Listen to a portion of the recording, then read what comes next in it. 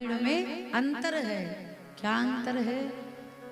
तो रामायण शतकोटि अपारा।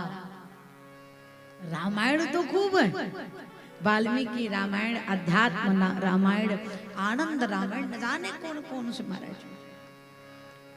रामायण शतकोटि अपारा। रामायण तो करोड़ों है, सैकड़ों है, लेकिन श्री रामचरितमानस एक है।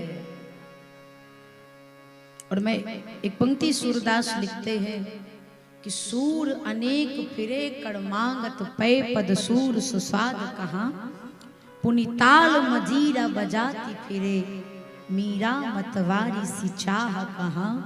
सिया राम कथा कितनों ने लिखी पर तुलसी सी मर्याद कहा। नरसिंह बसे प्रति खंभन में पर काढ़न को प्रहलाद कहा। भगवान की गाथा तो अनेकों संतों ने लिखा, लेकिन जो मर्यादा, जो दर्शन बाबा गोस्वामी तुलसीदास जी ने किया, वो मर्यादा किसी ने ज्ञापित नहीं कर पाया।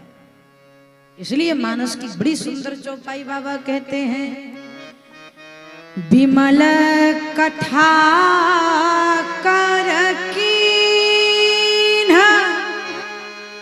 आरंभा,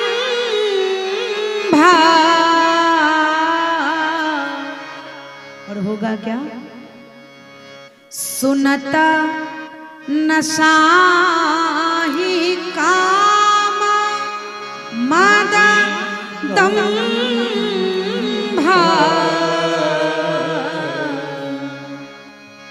भगवान की कथा क्या है?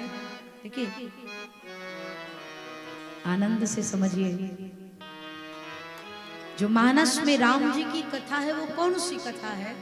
तो बाबा कहते हैं, विमल कथा कर कीन्ह आरंभा।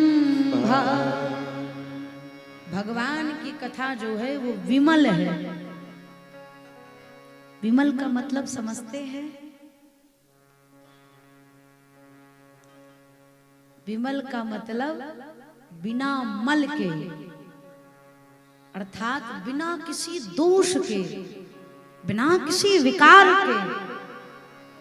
विमल, मल का मतलब तो समझ रहे हैं ना?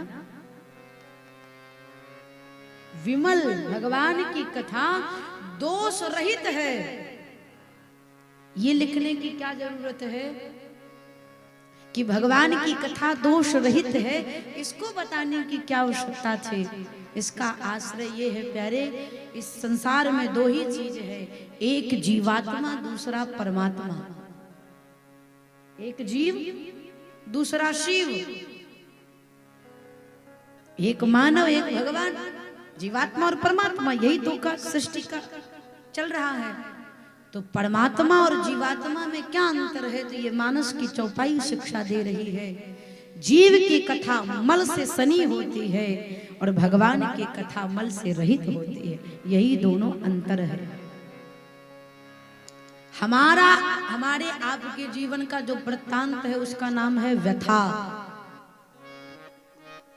जो हमारे जीवन की कहानी, कहते रहे हमारी कहानी बहुत लंबी है, कहानी में झूठ भी होता है, मनगढ़ंत भी होती है, और कहानी कभी न कभी विश्राम इंड हो जाती है। लेकिन देखते कि लेखक जब कहानी लिखता है, सीरियल बनता है, मूवी बनती है, तो एक कहानी होती है जिसको दर्शाते, और जब पिक्चर खत्म हो जाती है तो टीवी स्क्रीन पे लिखा देता द एंड, क्योंकि कहानी खत्म होती है, लेकिन कथा कभी खत्म होने वाली नहीं है। ये अंतर है।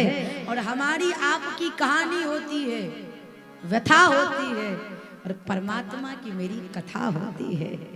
कौन सी कथा?